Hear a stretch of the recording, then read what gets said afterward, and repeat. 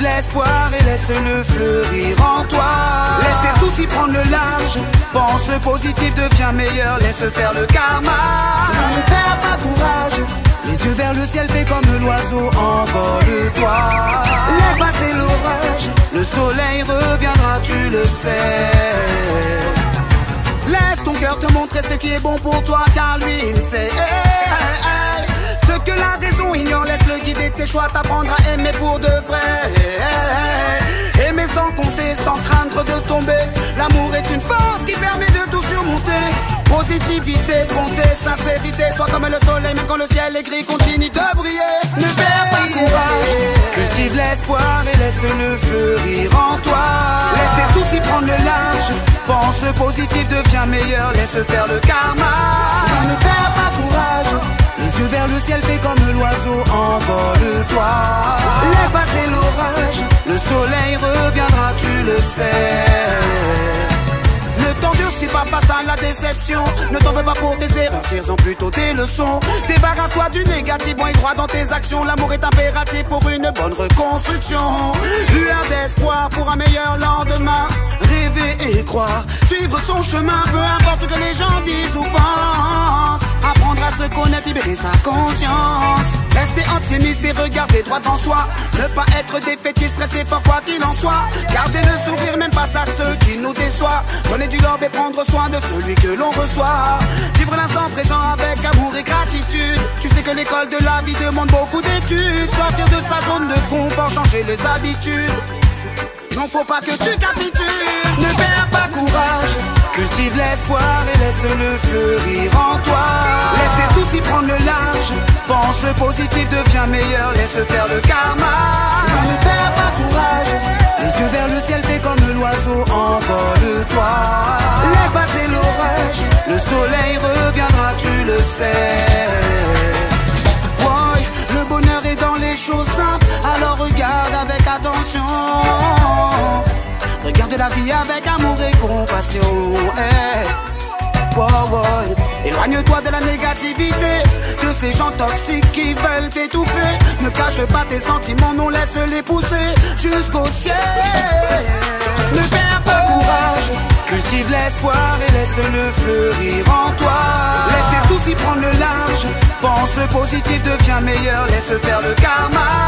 Ne perds pas courage. Les yeux vers le ciel, fais comme l'oiseau, envole-toi. Laisse passer l'orage. Le soleil reviendra, tu le sais. Ah ben oui le frère, tu connais. On va pas se laisser abattre, on va pas se laisser mettre au sol comme ça. On a encore un chemin à faire avec bon sens. À nous de reprendre la bonne direction. Yeah man.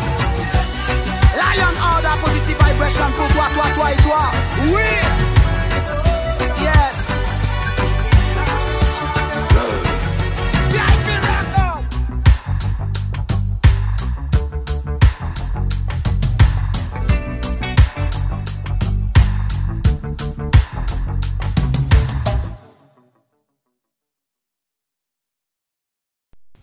Ici, l'ouvrage de ce coaching, c'est investissement d'un État. Investissement d'un État. Investissement d'un État. Introduction. Un État investit pour créer de la richesse au sein des différentes localités d'un pays. C'est les entreprises qui créent de la richesse au sein d'une localité en créant de l'emploi aux chercheurs d'emploi de la localité. Investissement est le fait d'investir une quantité de monnaie au sein d'une activité pour pouvoir exécuter le projet d'une entreprise, ou c'est de mettre une quantité de monnaie au service d'une entreprise pour la réalisation de son projet. C'est la banque qui s'occupe de ce genre de services au sein d'une localité. Un État utilise les services d'une banque pour investir dans un secteur pour créer de l'emploi aux chercheurs d'emploi des différentes localités d'un pays. Donc on parle d'investissement d'un État. Un État investit pour l'objectif de créer des entreprises, et ces entreprises alors surtout offriront des emplois aux chercheurs d'emploi des différentes localités du pays. Donc il faudrait qu'on mette une politique là-bas pour pouvoir régler ce secteur. 1. Obligation. Obligation. Selon Keynes, la monnaie joue 3 rôles, à savoir l'échange, la précaution et de la réserve. Le salaire d'un travailleur représente ces 3 critères cités ci-contre. L'échange représente les dépenses du mois d'un travailleur pour l'achat de ses différents besoins du mois. Précaution représente les valeurs, représente les imprévus qui surgissent au cours d'un mois pour un travailleur. Et réserve représente l'épargne d'un travailleur d'un mois. Ces réserves sont épargnées à la banque que la banque utilise pour financer les projets des entreprises.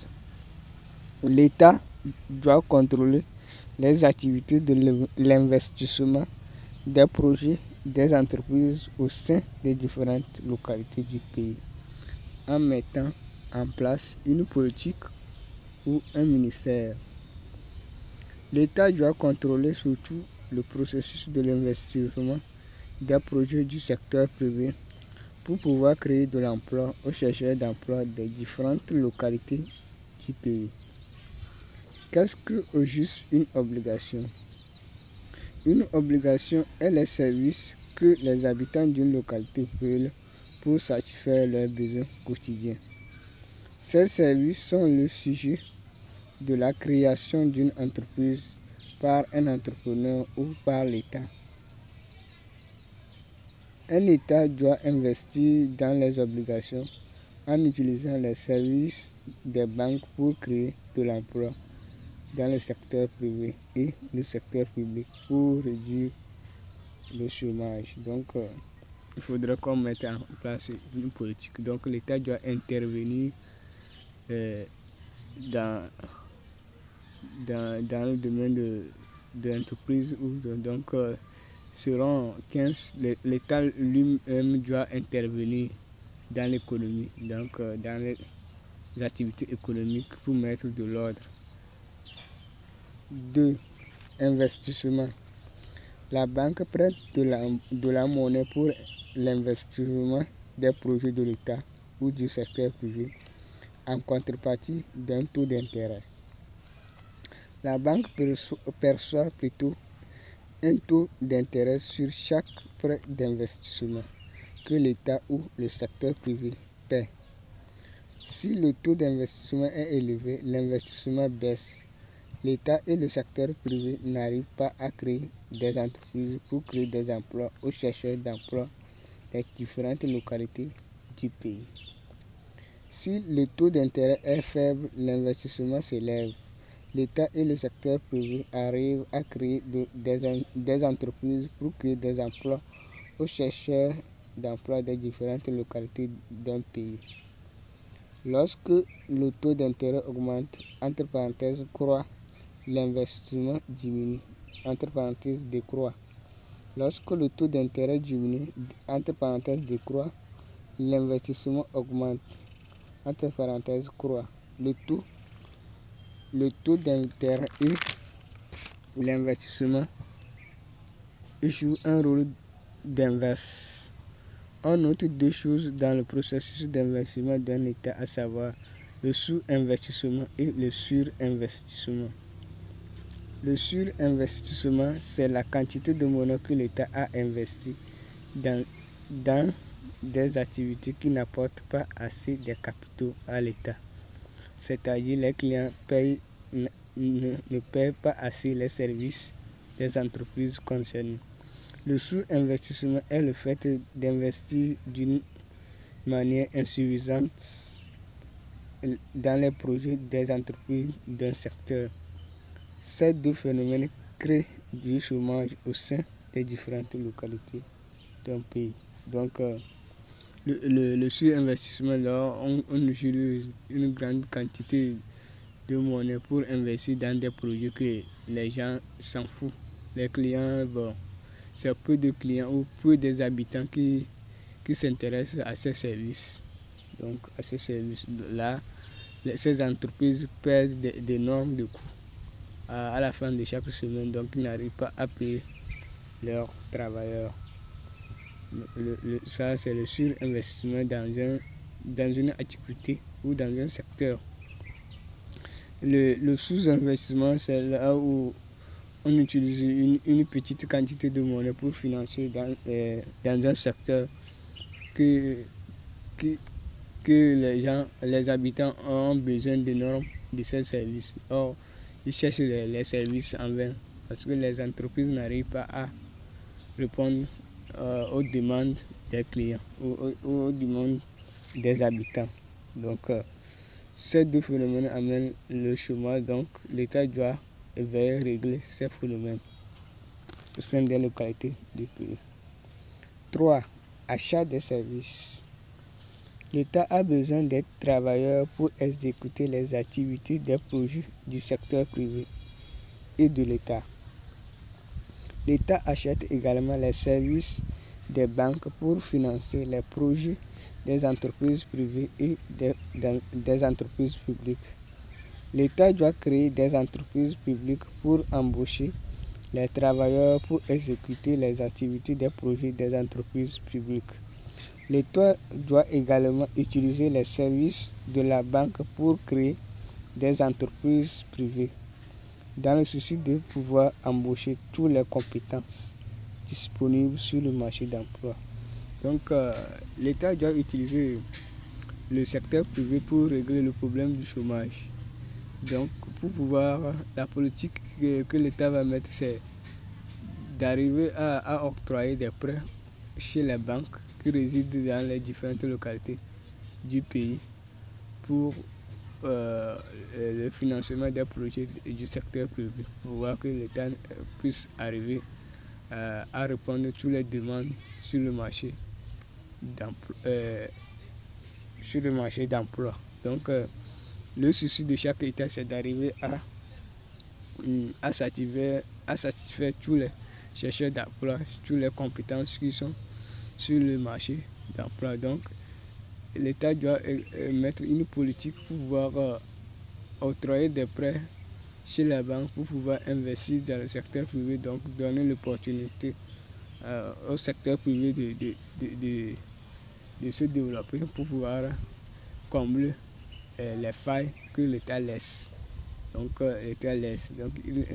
et l'État aussi doit veiller à multiplier la création des entreprises publiques pour pouvoir embaucher les compétences nécessaires pour l'achat. Donc, l'État achète les services auprès des chercheurs d'emploi pour la production et vend les produits aux ménages du pays.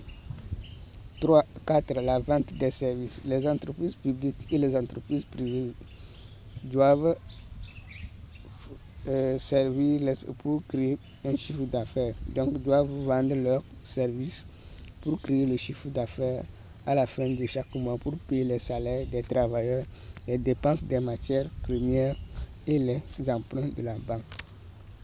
Donc, l'essentiel que l'État doit vendre ses produits dans les entreprises et le secteur privé pour pouvoir payer ses dettes envers la banque, les travailleurs, etc.